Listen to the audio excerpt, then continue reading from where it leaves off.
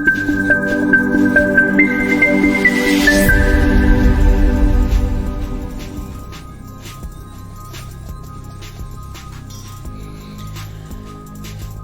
dia, bem-vindo, bem-vinda à Escola Bíblica Dominical da Igreja Evangélica Batista da Figueira da Foz. Hoje é o dia 4 de abril, estamos a estudar o Evangelho de Lucas e o título da lição de hoje é Compassivo.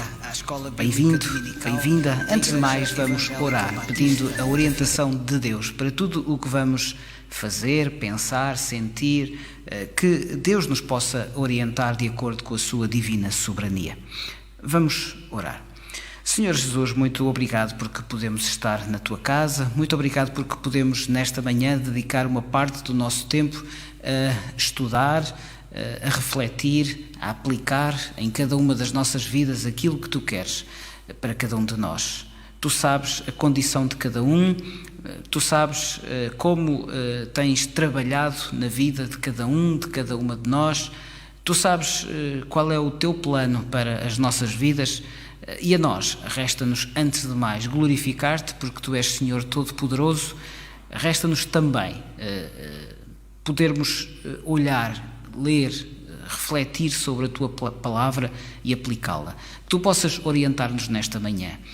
Não podemos ainda fazê-lo presencialmente, pedimos a Tua orientação para todos aqueles que estão de alguma maneira a lutar contra este flagelo que nos está a acontecer, mas oramos e pedimos a Tua sabedoria também para cada um de nós, individualmente, como igreja, para que nós possamos interpretar a Tua vontade, que Tu sejas glorificado em todas as coisas. A Tua palavra diz a Deus toda a glória e é isso que nós queremos nesta manhã e também nas nossas vidas. Tu sabes cada uma das dificuldades que cada um de nós está a passar e te pedimos nesta manhã que cada um de nós possa sentir o Teu poder, a Tua proteção, o Teu amparo, porque não, a resolução através de Ti dos nossos problemas. Tu sabes do problema de cada um, Tu sabes da necessidade de cada um e te pedimos que sejas connosco nesta manhã, que Tu nos possas orientar os nossos passos, que Tu possas orientar os nossos caminhos naquilo que é a Tua vontade para as nossas vidas,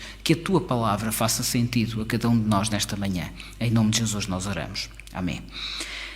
Bem-vindo então de novo à lição da Escola Bíblica Dominical da Igreja Evangélica Batista da Figueira da Foz. Estamos há algumas semanas a estudar o Evangelho de Lucas e o título da lição de hoje é Compassivo. Como disse há pouco, então, o tema Jesus deseja que os seus seguidores mostrem compaixão e misericórdia com os outros. Eu repito o tema da lição de hoje. Jesus espera que os seus seguidores mostrem compaixão e misericórdia com os outros. A lição hoje está baseada numa passagem que está no capítulo 6 do Evangelho de Lucas. Então, se puder, por favor, abra a sua Bíblia, pode ser em suporte de papel, pode ser também em qualquer formato que diga respeito às tecnologias, não importa. E se por algum motivo não tiver também o texto bíblico à mão, nós vamos procurar então que em cada circunstância a palavra de Deus seja transmitida através da nossa leitura. Lucas capítulo 6, o tema de hoje então está baseado na leitura atenta que vamos fazer dos versículos 27 a 38. Então, Lucas capítulo 6, dos versículos 27 até 38. O plano de estudos que nos tem norteado ao longo destas semanas leva a que na próxima semana nós possamos estar com o assunto, o título da lição da próxima semana é Rejeitado. Vamos voltar por momentos ao capítulo 4 do Evangelho de Lucas e vamos então estudar a lição com o título Rejeitado.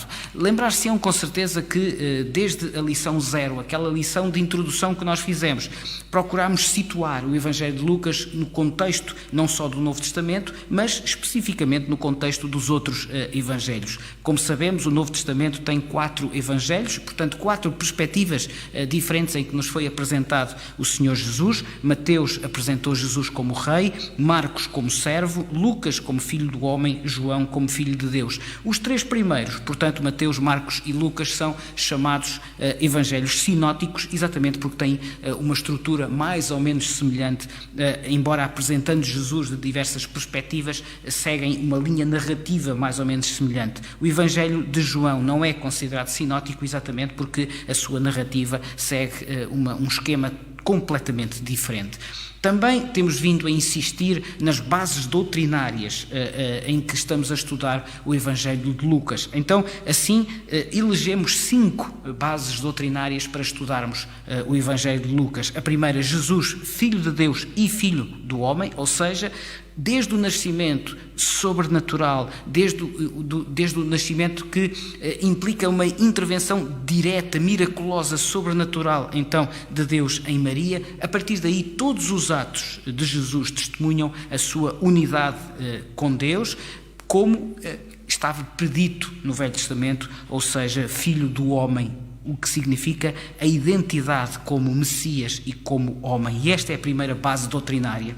Segundo, Jesus, o Messias. A prova de que ele era de facto o Messias são os milagres. Os milagres que contemplam, por um lado, a revelação da sua compaixão pelas pessoas, e neste aspecto, como temos estado a estudar, e vamos continuar a estudá-lo, o evangelista Lucas mostra muito esta característica de Jesus próximo das pessoas, compaixão pelas pessoas, misericórdia, que então será um dos temas principais da lição de hoje. Mas também, por outro lado, estes milagres são o testemunho da sua natureza, do seu senhorio divinos, e esta é a segunda base doutrinária. A terceira é que Jesus preparou a sua igreja para o futuro, preparou os seus discípulos para serem a igreja do princípio, a igreja do início, tendo em conta aquilo que seria a preparação para o futuro.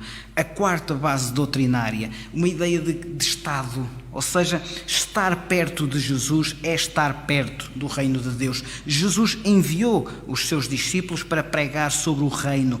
Era necessário então que cada um se arrependesse, que cresce nesta mensagem de que estar perto de Jesus então é estar perto do reino de Deus. E finalmente, a quinta e última base doutrinária, o julgamento de Deus é inevitável. Ou seja, se por um lado Deus tem sempre, Deus Pai, Deus Filho, Deus Espírito Santo, Deus tem sempre os seus braços estendidos para acolher aqueles que o queiram, não interessa o passado, interessa que através do arrependimento a vida futura possa contemplar esta proximidade que dissemos então com Jesus. Estar perto de Jesus é estar perto do reino de Deus, mas por outro lado haverá um julgamento. O julgamento de Deus é inevitável e esse julgamento então filtrará aqueles que viveram com Ele, aqueles que estiveram perto dEle e aqueles que não estiveram perto dEle.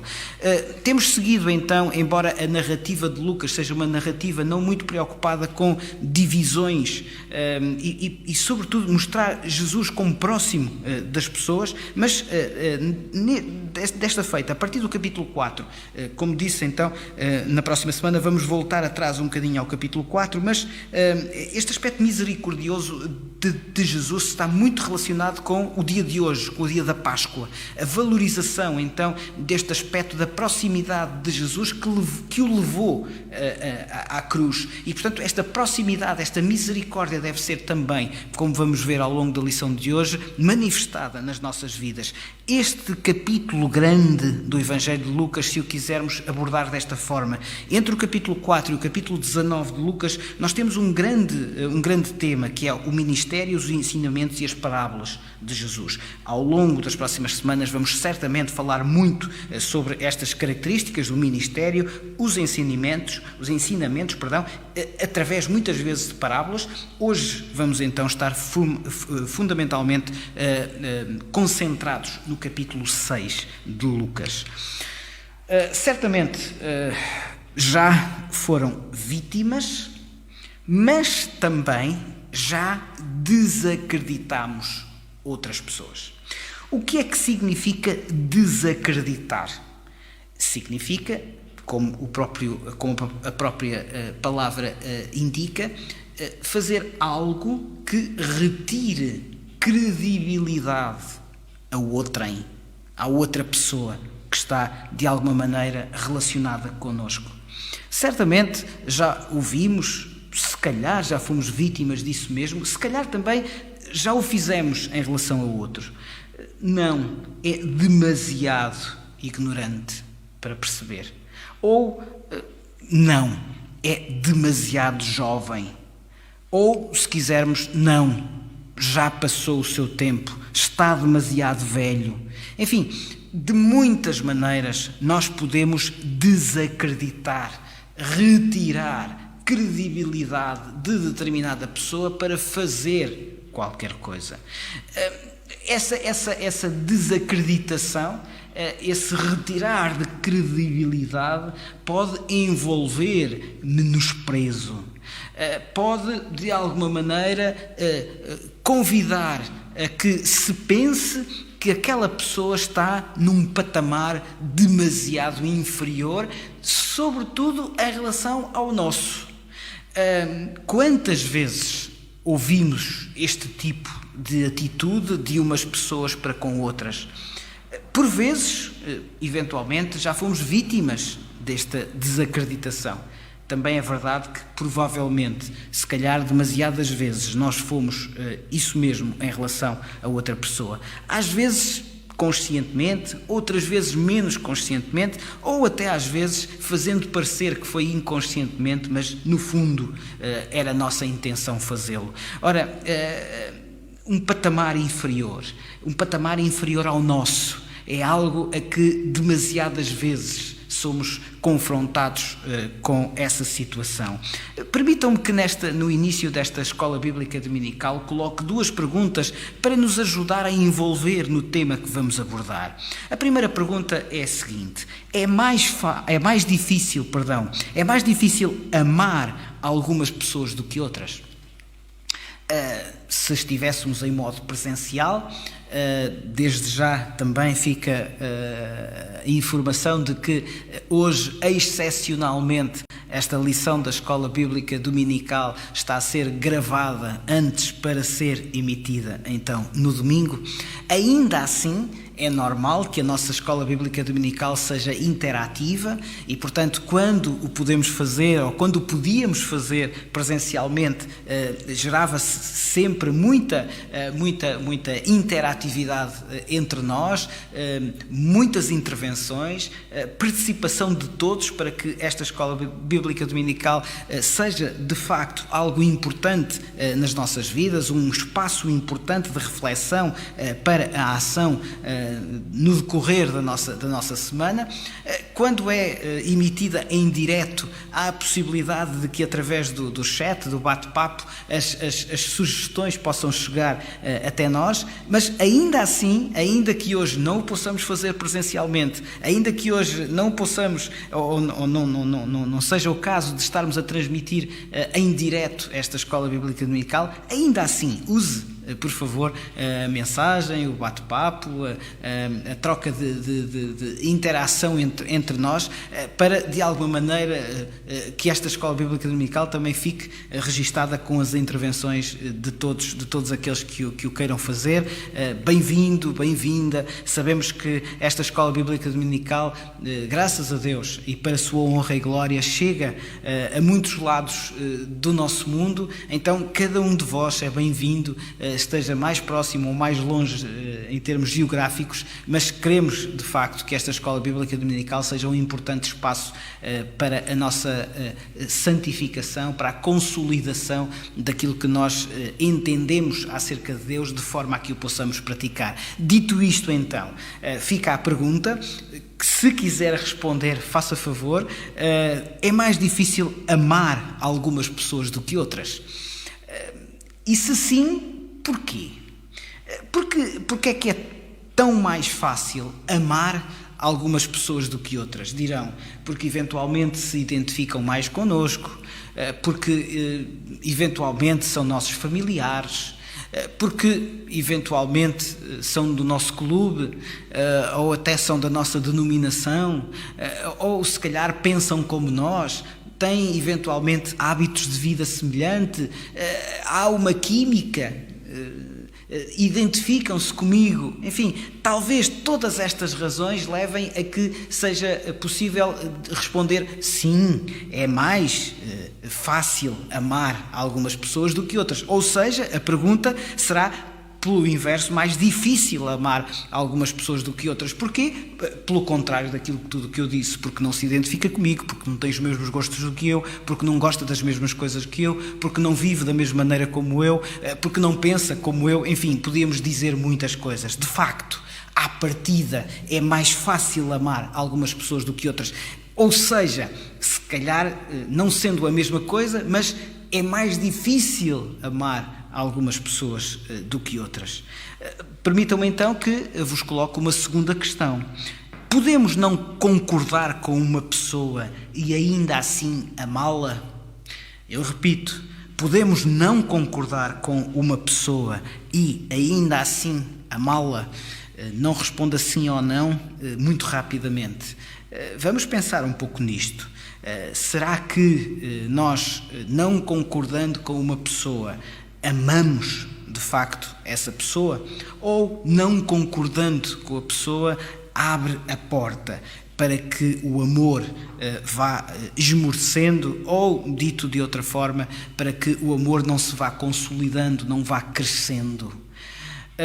A lição de hoje da Escola Bíblica Dominical não é uma lição fácil. Não é uma lição fácil nem de abordar, nem de praticar. Quando nós olhamos para Lucas capítulo 6, e vou então agora pedir que, de uma forma mais próxima, possamos abrir o texto bíblico exatamente na lição, fundamentalmente, que nos vai ocupar nesta manhã. Claro que, como é hábito, vamos poder deambular por várias passagens, vamos inclusivamente referir algumas passagens do Velho Testamento, mas vamos nos concentrar, e a passagem base será então Lucas, como disse há pouco, Lucas capítulo 6, versículos 27 até 38. Não indo muito atrás, mas se nos fixarmos ainda no capítulo 6, a partir do versículo 12, nós temos um momento importante do ministério terreno do Senhor Jesus. A partir do versículo 12, Lucas descreve uma importante etapa neste ministério terreno do Senhor Jesus. E qual foi essa importante etapa? Foi a escolha dos seus discípulos. Foi a escolha daqueles que mais diretamente viveriam com Jesus, aprenderiam de Jesus. Aqueles que, num primeiro momento, foram os receptores não só da mensagem, não só daquilo que Jesus dizia, mas também, hoje diríamos, perdoem-me a expressão, o mindset, ou seja, a forma de pensar, a forma de entender, não de uma forma completa, porque os próprios discípulos muitas vezes perguntavam: Senhor, não, Mestre, não percebemos, o que é que queres dizer com isto? Noutras ocasiões, mesmo sem perguntar, Jesus fazia questão, como vamos ver, por exemplo, de explicar aos seus discípulos algumas parábolas, no sentido de que eles percebessem o alcance daquilo que Jesus estava a dizer, mas não só em relação ao que Jesus estava a dizer, também em relação ao que Jesus estava a fazer, a forma como ele se orientava na vida, a forma como ele ministrou às pessoas que o queriam, que acorriam e que o queriam ouvir, e finalmente também, não só aquilo que Jesus dizia, aquilo que Jesus fazia, mas também em relação àquilo que Jesus era. Estes discípulos foram realmente homens que, num primeiro momento, interpretaram aquilo que era viver com Jesus, e isso é determinante para que, a partir da descida do Espírito, no dia de Pentecostes, eles sejam então os primeiros transmissores desta mensagem da boa nova, do Evangelho do Senhor Jesus. Ainda com dúvidas, ainda com incertezas, até mesmo incertezas doutrinárias.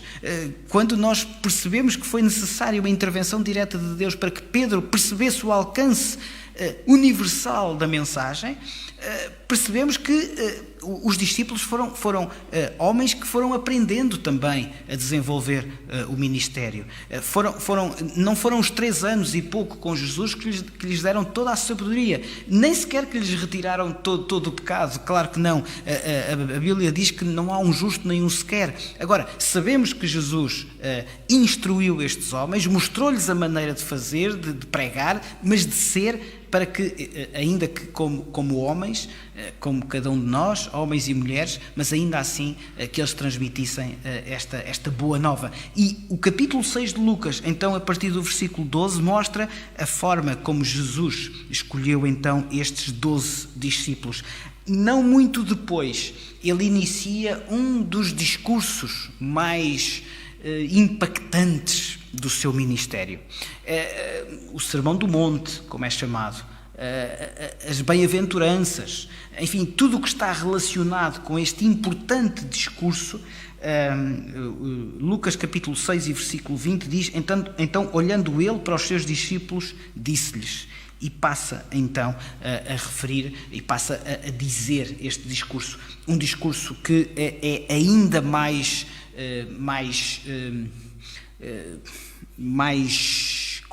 que tem ainda mais pormenores relatados pelo evangelista Mateus capítulo 5. Portanto, se nós olharmos para o livro de Mateus, verificamos que Mateus ainda se preocupou mais em descrever este discurso de Jesus, o discurso do Sermão do Monte, ainda assim, não tão pormenorizadamente. Também em Lucas capítulo 6 nós temos a descrição deste discurso. Este discurso que começa então em Lucas com as bem-aventuranças, até, portanto, entre o versículo 20 e o versículo 23.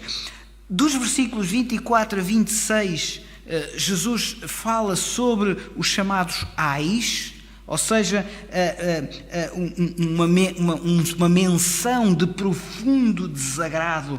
Ou seja, Jesus primeiro começa por dizer bem-aventurado. O que é que isso significa? Feliz aquele que faz. Por outro lado, a partir do versículo 24, vai dizer ai de quem não faz.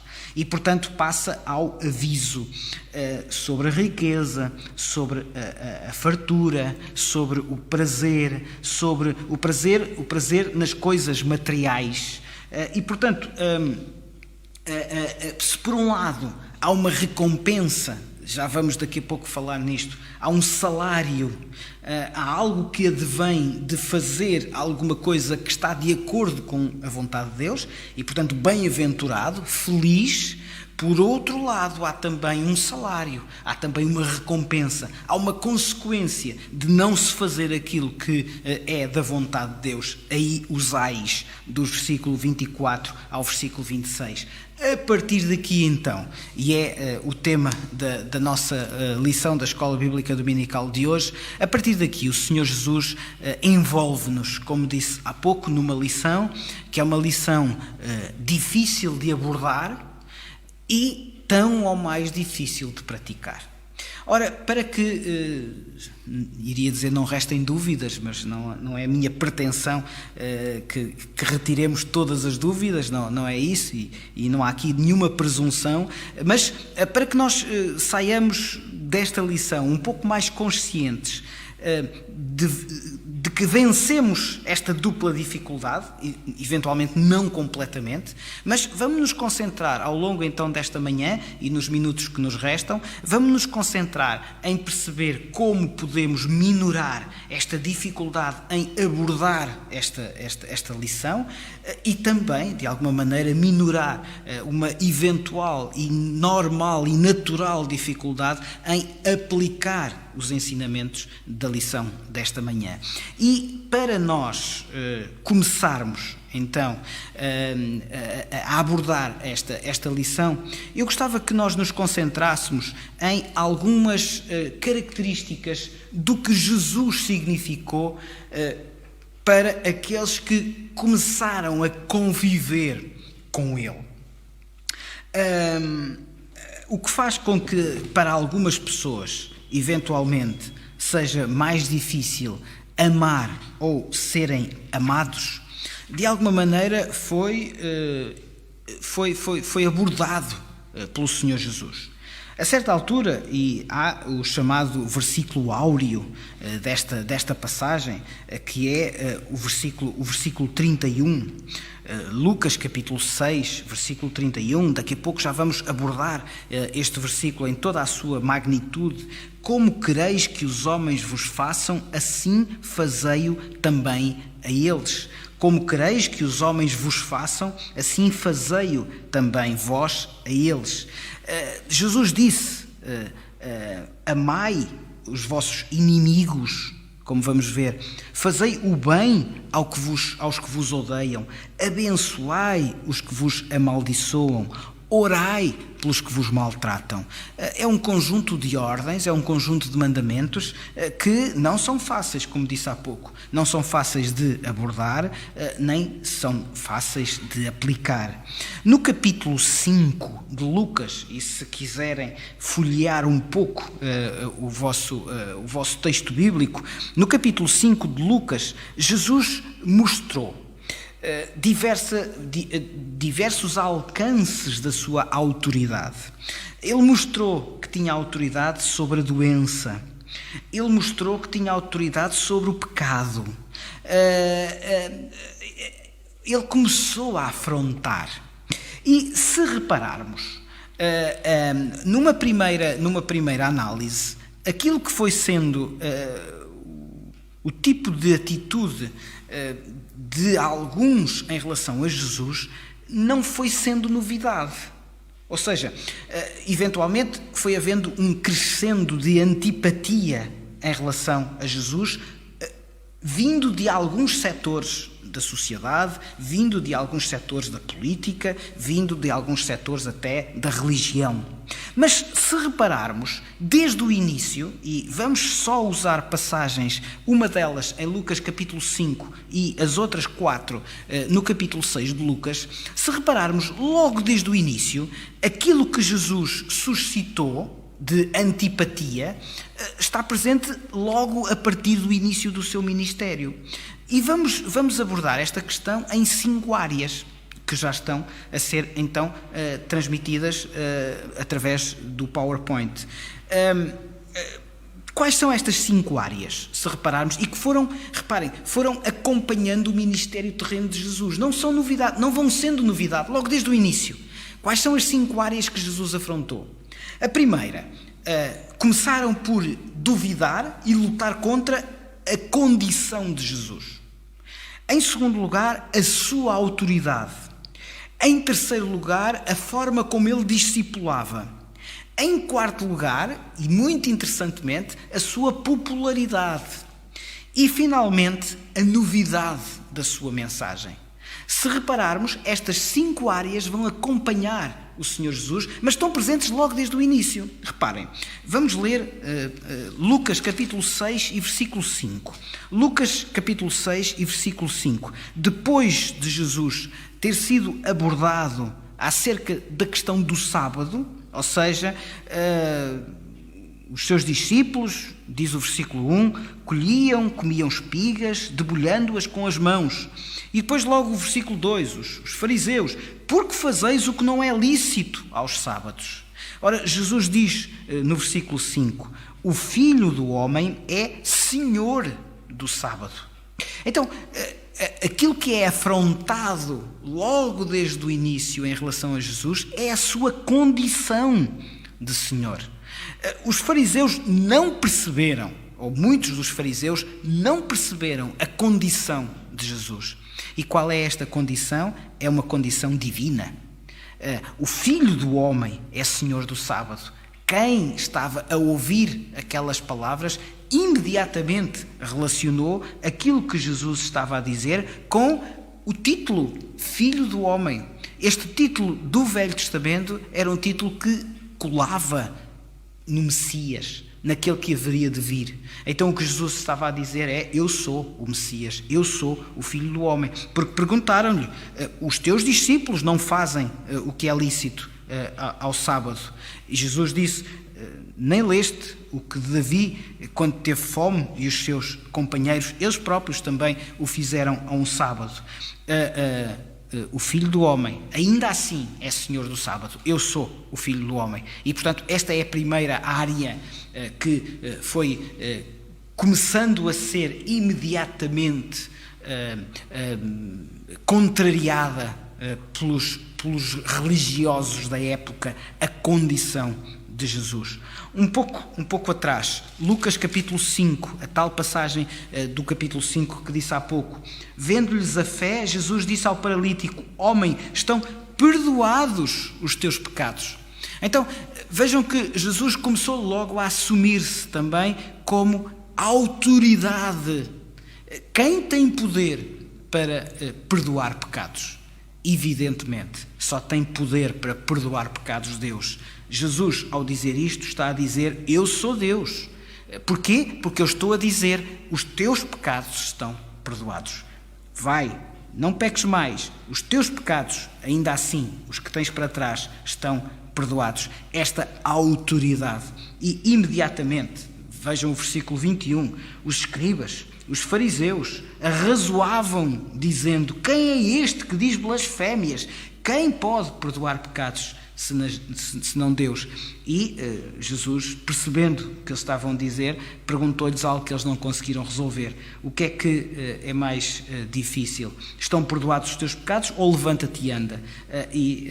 Imediatamente diz: mas o Filho do Homem, outra vez. Então, vejam estas duas iniciais condições de Jesus que foram tentando ser contrariadas, a sua condição e a sua autoridade. Vamos, o mais rapidamente possível, avançar um pouco. Vamos voltar ao capítulo 6, agora o versículo 13. Quando amanheceu, chamou a si os seus discípulos, escolheu 12 dentre eles, aos quais deu também o nome de apóstolos. Ora, se repararmos, isto foi algo que também não foi bem entendido pelos religiosos, pelos principais da época. E porquê? Porque Jesus dava sinais de que orientava os seus discípulos de uma maneira nova, de uma maneira diferente, pacífica, pacificadora, misericordiosa, amorosa, algo que nenhum outro mestre ainda tinha feito e, sobretudo, com a sabedoria que só pode vir de Deus. Também isto não foi bem interpretado pelos principais. E então a condição, a autoridade, o discipulado foram sendo... foi-se tentando diminuir, menosprezar. E voltamos então ao tema inicial da lição. Porquê pecam? Porquê ele não tem autoridade? Porquê ele é blasfemo? Porquê permite? Vejam todas estas tentativas de menosprezar aquilo que Jesus estava a fazer com os seus discípulos e através do seu próprio ministério. Em quarto lugar, algo que não foi de todo, nunca bem aceite ao longo do ministério do Senhor Jesus. Versículo 17 do capítulo 6. Descendo com eles, parou numa planura onde se encontravam muitos discípulos seus e vejam, e grande multidão que vinha de toda a Judeia, de Jerusalém, do litoral, de Tiro, de Sidon, dezenas de quilómetros que pessoas faziam para ir ao encontro de Jesus. A popularidade de Jesus foi muito mal entendida, foi muito mal aceite e nestas coisas há sempre tentativas de explicação.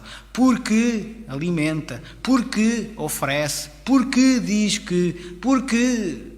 Enfim, porque faz magia, porque hipnotiza, enfim, como muitos têm tentado justificar, menosprezando a popularidade de Jesus.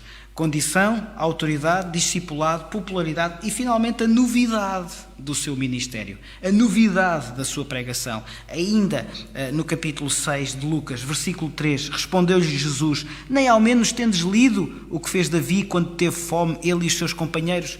O que Jesus estava a fazer era anunciar um novo testamento, anunciar uma nova aliança, anunciar uma nova forma de Deus se relacionar com o seu povo, uma forma direta, única, pessoal, para sempre, eterna.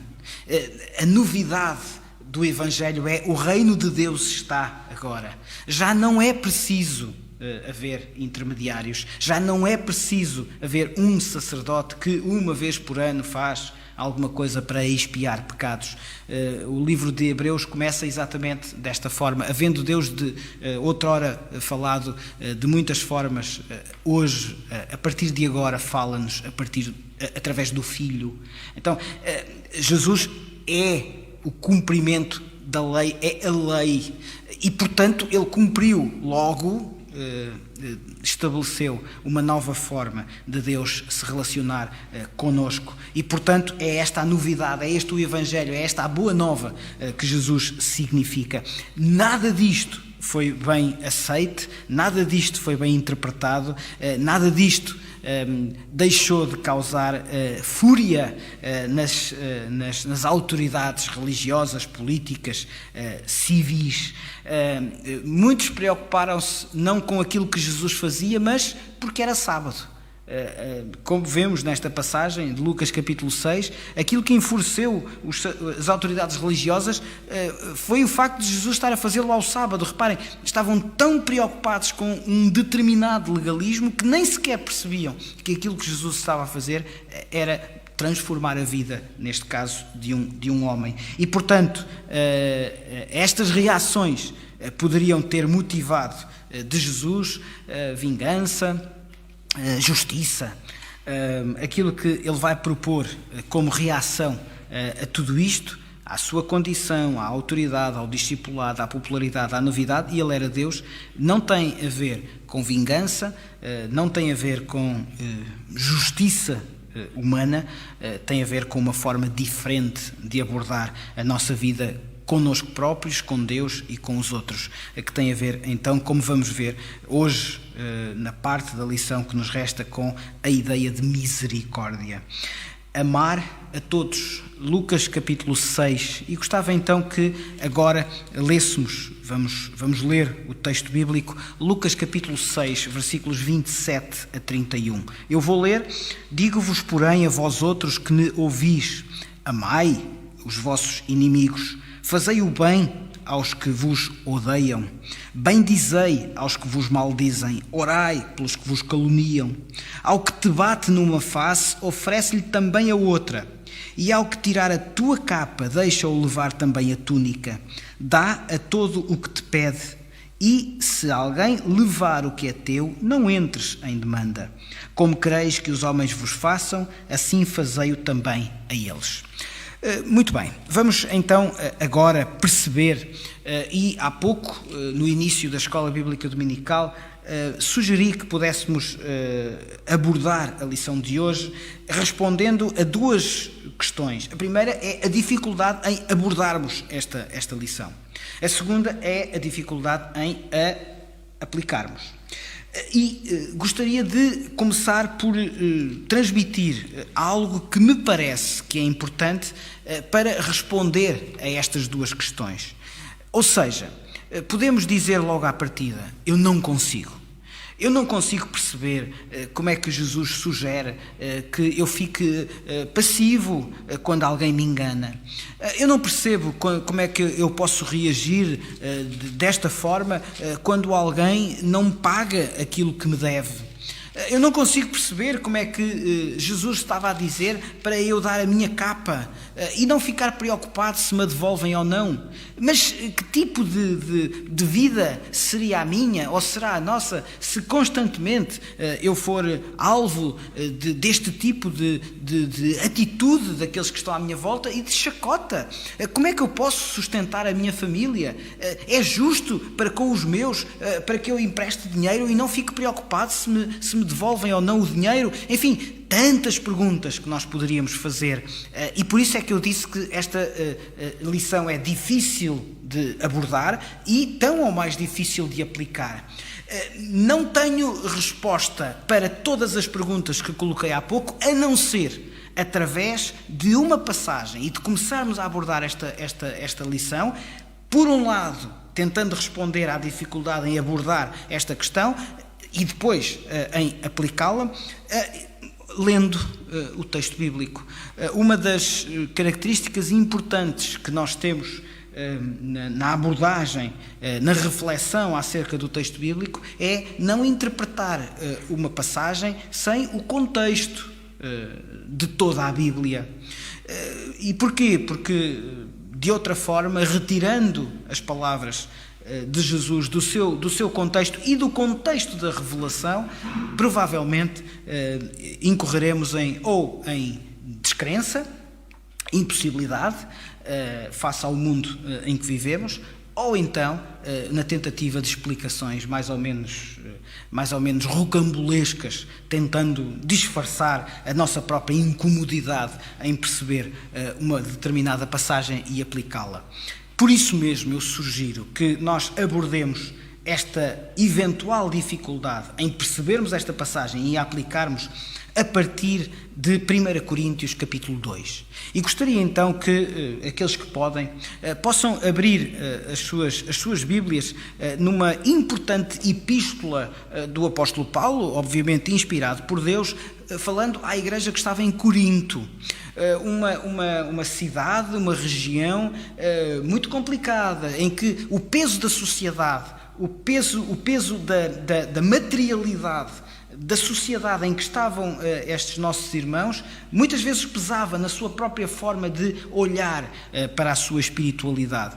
E percebendo isto, o apóstolo Paulo teve o cuidado de explicar o que é a verdadeira sabedoria. E ele diz, a certa altura, a partir do versículo 14 do capítulo 2, ele distingue duas posturas, duas condições diferentes na nossa vida aqui na Terra. Uma ele chamou o homem natural. A outra postura, a outra condição, ele falou e explicou como sendo do homem espiritual. E disse o que é o homem natural e disse o que é o homem espiritual. Homem e mulher, obviamente, criatura natural, criatura espiritual. O apóstolo Paulo diz no versículo 14, o que é o homem natural? O que é a criatura natural? É aquela que não aceita as coisas do Espírito de Deus, porque lhe parecem loucura. Não pode entendê-las, porque elas se discernem espiritualmente. E aqui lança uma ponte para explicar o que é o homem espiritual, o que é a criatura espiritual. O que é? É aquela que o texto, enfim, mais tradicional diz julga. Poderíamos colocar aqui a palavra peneira. Tentemos perceber o que é isto da peneira, do discernimento, do filtro. Então, o homem espiritual, a criatura espiritual, peneira todas as coisas. Para quê? Diz o versículo 16. Quem conheceu a mente do Senhor que o possa instruir? Nós, porém, temos a mente de Cristo. Ora, só podemos explicar esta passagem de Lucas capítulo 6. Só podemos abordar esta passagem de Lucas capítulo 6 e depois aplicá-la nas nossas vidas, ou tentar aplicá-la nas nossas vidas, com esta mente de Cristo. Esqueçamos a nossa componente natural. Esqueçamos a grande influência que tem sobre nós o facto de termos nascido homens e mulheres com pecado. Nós que, de alguma maneira, já tivemos um encontro com Deus, então sejamos capazes de perceber o que esta abordagem só faz sentido a partir do momento em que nós colocamos o discernimento, a tal peneira, o tal filtro que é a mente de Cristo. Então, não entendamos Lucas capítulo 6 com a mente do homem natural. Tentemos entender esta passagem que hoje vamos aplicar e abordar através desta mente espiritual, desta mente de Cristo. E o que é que isso significa? Então, agora vamos voltar ao capítulo 6 de Lucas. Lucas tinha registado, versículos 20 a 26, os ensinos de Jesus sobre as bênçãos. Bem-aventurado, é neste contexto que Jesus está a falar, é neste contexto de homem espiritual, neste contexto de filtro, de peneira espiritual de ver a vida. Felizes aqueles que, por outro lado, ai daqueles que, vós que ouvis diz o Senhor Jesus, versículos 27 e 28. E então, agora que já percebemos que só podemos abordar esta passagem através de uma consciência que é a mente de Cristo, vamos voltar a Lucas. Então, agora vamos de novo a Lucas capítulo 26 e a partir do versículo 27 diz: digo-vos, porém, a vós outros, ou seja, não aos ais, mas aos bem-aventurados. Jesus está a falar exatamente para aqueles que já têm um encontro com Deus. E então diz 4 coisas que são impossíveis de fazer com a mente do homem natural. Não é possível considerar isto sem Deus. Quem é que pode, no seu verdadeiro juízo, entender este primeiro mandamento de Jesus? Amai os vossos inimigos. Como é que isto se pode compaginar? Não à luz da consciência do homem natural, só através de uma mente de Cristo. Vão dizer assim: é impossível e portanto eu não sou crente. Não, nada disso. O que o Senhor Jesus está a dizer é: tentem, procurem, dependam de mim com as consequências. Não coloquem a vossa força, não coloquem a razão de ser em vós, nem as consequências dependendo disso. Não. Tentem raciocinar com a mente, com a minha mente. Bem-aventurados. Vejam o que está para trás. Jesus disse bem-aventurados, ou seja, felizes. Então, se percebermos o que é que isso significa, talvez agora entendamos melhor o que é que significa amar os inimigos. Alguém vai dizer assim: eu amo sempre os meus inimigos. Isso é uma coisa que já eu posso dar como garantido. Façam como eu. Eu acredito que ninguém completamente pode dizer isto. E, portanto, o que o Senhor Jesus está a dizer é: ainda que não consigam, vão tentando amar os vossos inimigos. Em segundo lugar, o que o Senhor Jesus disse é fazer o bem. Reparem, fazer o bem diz, versículo 27, não é fazer o bem a quem nos faz o bem. Não, é fazer o bem aos que vos odeiam. Então, se amar os inimigos não é fácil, então agora o que diremos? Fazer o bem àquele que me odeia. Ele odeia-me, ele faz tudo para me prejudicar, mas eu vou-lhe fazer o bem.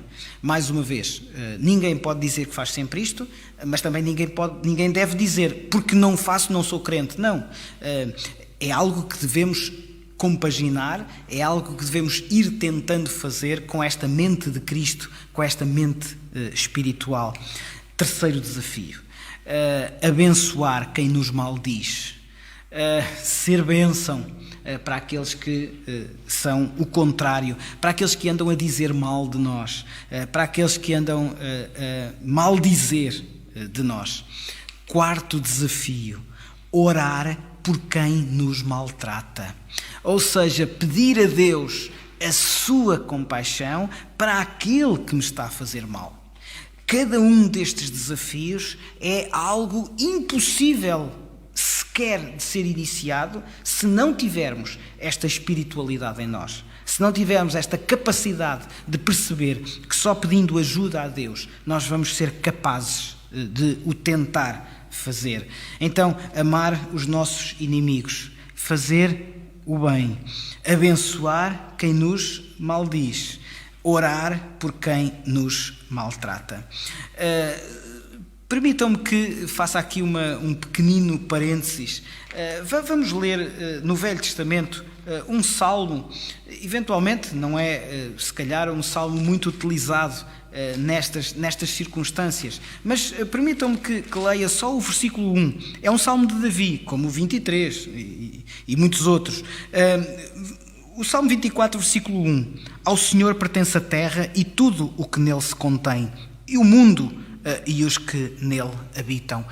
Tudo pertence a Deus. Então, não vamos tentar, por um lado, resolver à nossa maneira, não vamos tentar ser justiceiros, exercer justiça, procurar que aquele que fez alcance a necessária condenação.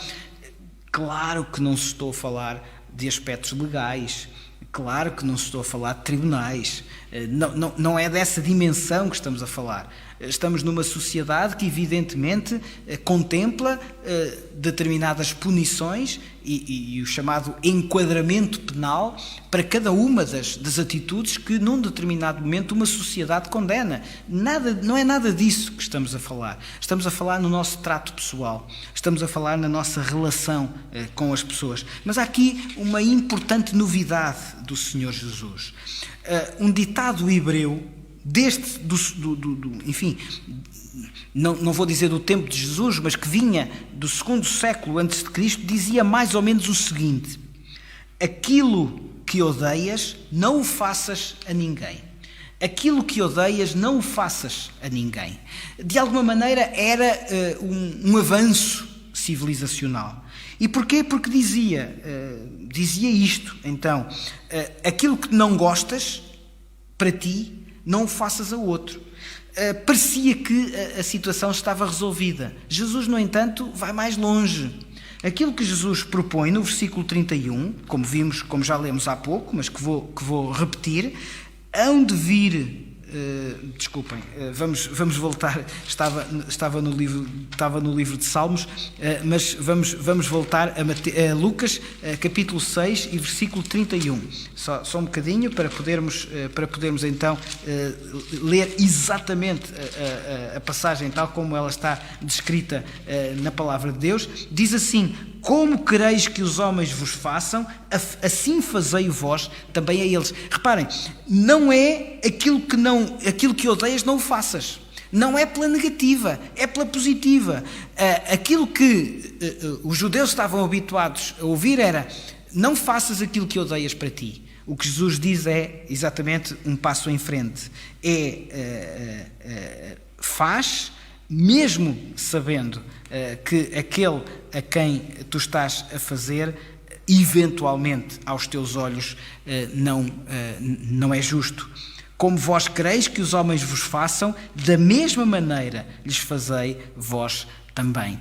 Duas passagens no Novo Testamento que não podemos deixar de ler mostram uma importante questão relacionada com isto, que é... de alguma maneira, muitas vezes nós preocupamos-nos no esforço que é preciso eu fazer para ser aquilo, para amar os meus inimigos, para fazer o bem a quem me odeia, para abençoar quem me maldiz, para orar por quem me maltrata, e dizemos muitas vezes: eu não sou capaz, é mais forte do que eu, vai além das minhas capacidades, vai até muitas vezes além daquilo que é justo. Isso não é justo.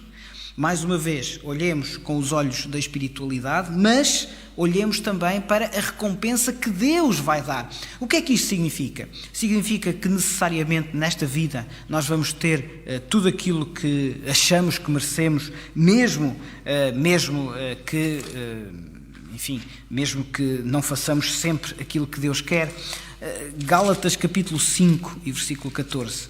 Sabem bem a minha predileção por esta passagem, e não consigo deixar de falar nestas questões da vida prática sem voltar a Gálatas.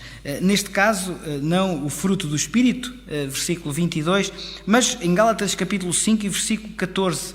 Porque toda a lei se cumpre num só preceito, a saber: amarás o teu próximo como a ti mesmo. A certa altura o Senhor Jesus falou através de uma parábola e falou no próximo. E perguntaram-lhe: mas quem é o meu próximo? Jesus disse: aquele que está à tua volta. E aquele que está à tua volta é aquele que está à tua volta. Aquele de quem tu gostas, aquele de quem eventualmente gostas menos, aquele que gosta de ti, aquele que eventualmente não gosta nada de ti. Esse é o teu próximo. E o que é que o Senhor Jesus está a dizer? Seleciona as pessoas, faz bem a quem te faz bem, ou ama a quem te ama. Não é isso.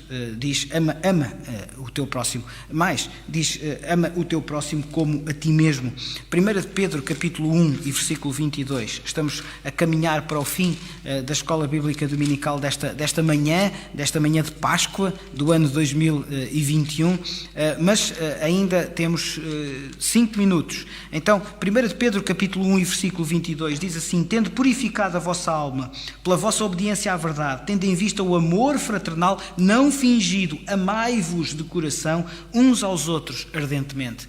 Temos dito repetidamente, talvez por vezes possa parecer até excessivo, mas temos dito que a nossa igreja e o apelo que constantemente nós fazemos para fazer Deus sorrir tem a ver com algo que fomos tentando inculcar nos últimos anos. Nós temos de ser uma igreja de amor. Uma igreja de amor não é possível se nós não formos amorosos.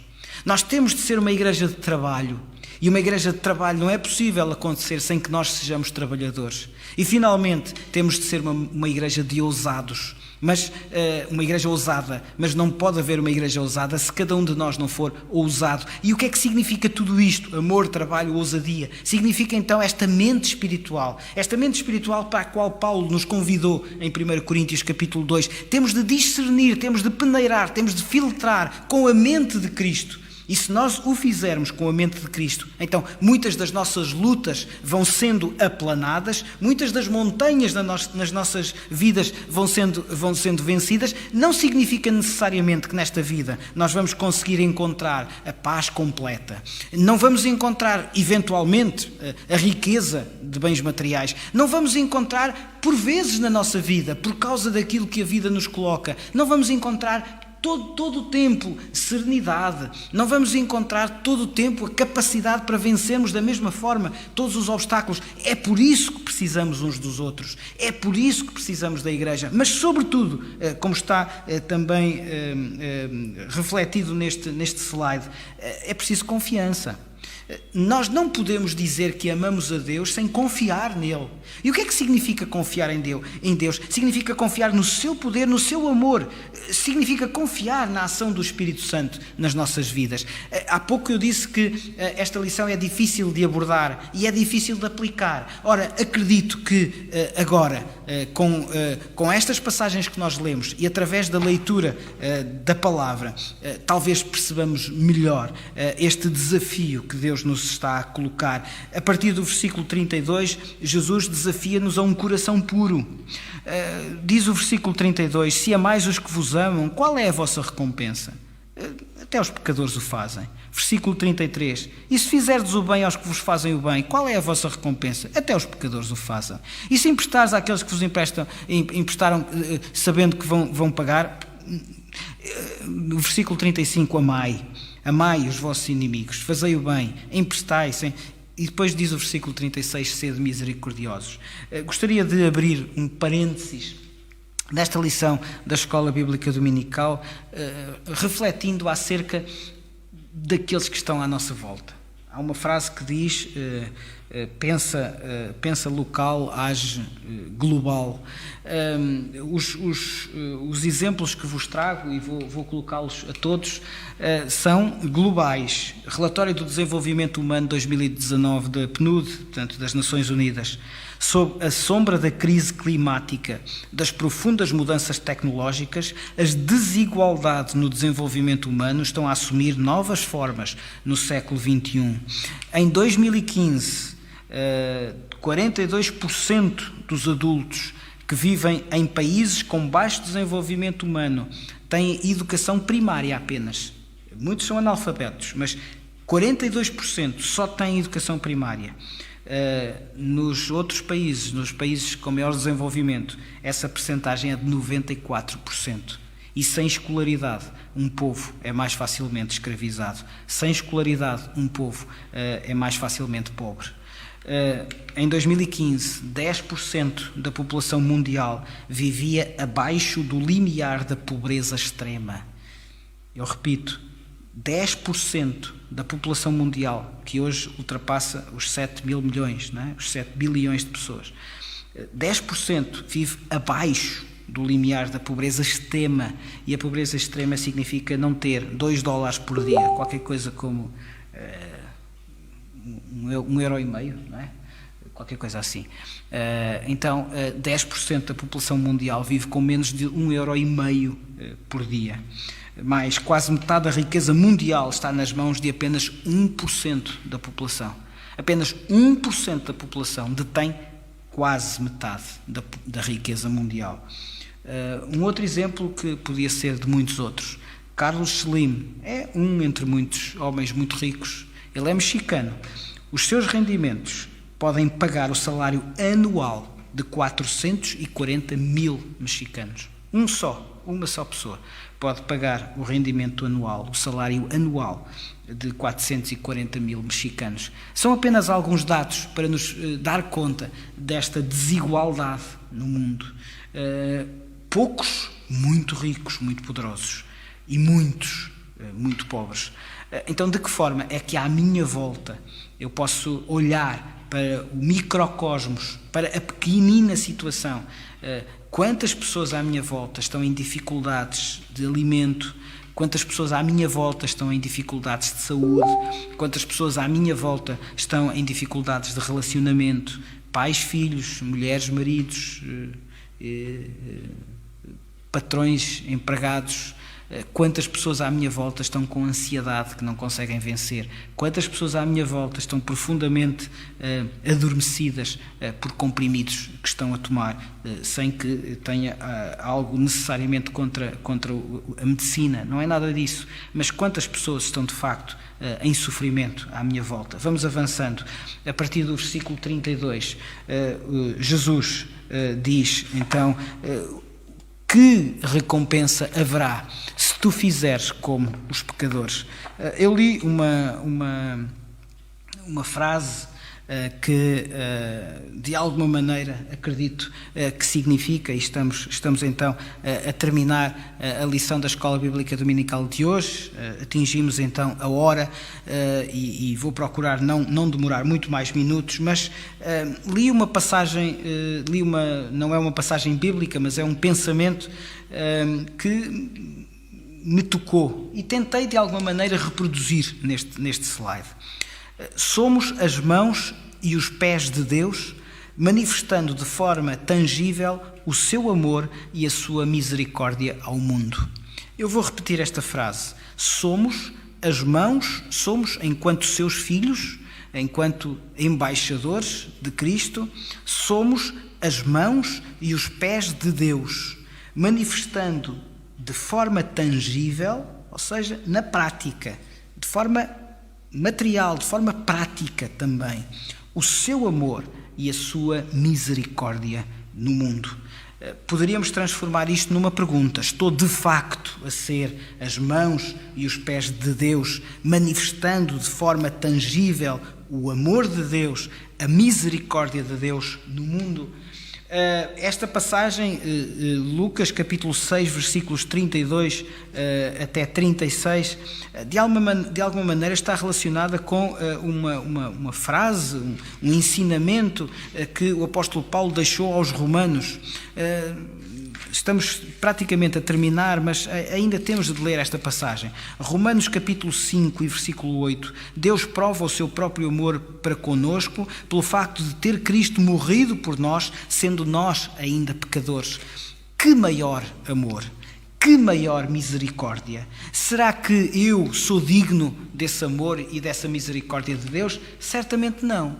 Então, se eu não sou digno do amor e da misericórdia de Deus, que é Deus, como posso eu deixar de manifestar amor e misericórdia para aquele que está à minha volta? Mesmo que aos olhos deste mundo seja injusto, mesmo que outra pessoa não mereça, eu também não merecia. E Deus provou então esse amor e essa misericórdia por mim. Romanos capítulo 5 e versículo 8, Salmos capítulo 86 e versículo 15 falam então deste amor e desta misericórdia que Deus manifestou por nós. E, finalmente, deixo-vos uma ideia. Tentei, de alguma forma, através de um esquema, que é apenas um esquema, vale o que vale, mas Lucas, capítulo 6, versículos 37 e 38, e para terminar, diz: não julgueis, não sereis julgados, não condeneis e não sereis condenados, perdoai e sereis perdoados. Dai e dar-se-vos-á. Boa medida, recalcada, sacudida, transbordante, generosamente vos darão. Porque com a medida com que tiverdes medido, vos medirão também. Dirão, aqui está a justificação para nós ambicionarmos sermos ricos neste mundo. Aqui está a justificação para todos aqueles que dizem que nós temos de pedir riqueza a Deus e Ele certamente nos dará. Estes dois versículos falam de salvação. Falam exatamente para aqueles que já têm a mente de Cristo. Quando nós pensamos em salvação, pensamos em graça. Nós não merecemos a salvação que Deus nos deu. Foi através da sua graça que nós temos esta salvação. E quando falamos em salvação, e vou ser muito rápido, mas quando falamos em salvação de quê? De que é que nós fomos salvos? Permitam-me, de forma absolutamente telegráfica, dizer que nós fomos salvos de 3 coisas, sobretudo. Em primeiro lugar, fomos salvos do julgamento. O que é que isso significa? Fomos salvos, então, da condenação. Nós não vamos ser julgados por nós. Alguém vai ser julgado em nosso lugar. E esse alguém que vai ser julgado em nosso lugar foi o Senhor Jesus, que já pagou o preço. E, portanto, nós não somos condenados. Mas também fomos salvos de outra coisa. Nós fomos salvos de uma falta de vontade natural de perdoar. Ou seja, daquele tal homem natural que não discerne as coisas com o Espírito. Não, assim me fizeram, assim vou eu fazer. Nós fomos salvos pela graça de Deus destas 3 características. Fomos salvos do julgamento e, portanto, nós não temos de julgar os outros. Fomos salvos da condenação e, portanto, não podemos condenar os outros.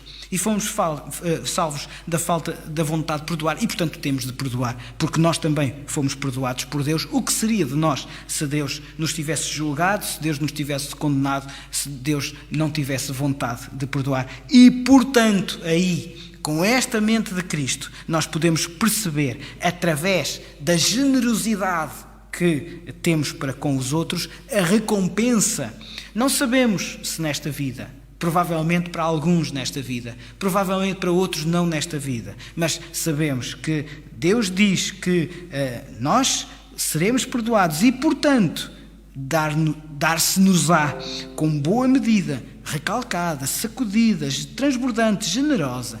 Então, deixemos nas mãos de Deus esta faculdade de Ele nos retribuir em bênçãos materiais, nesta vida, noutra vida, que Deus nos recompense de acordo com a sua vontade, pensando nós como criatura espiritual e não como criatura natural.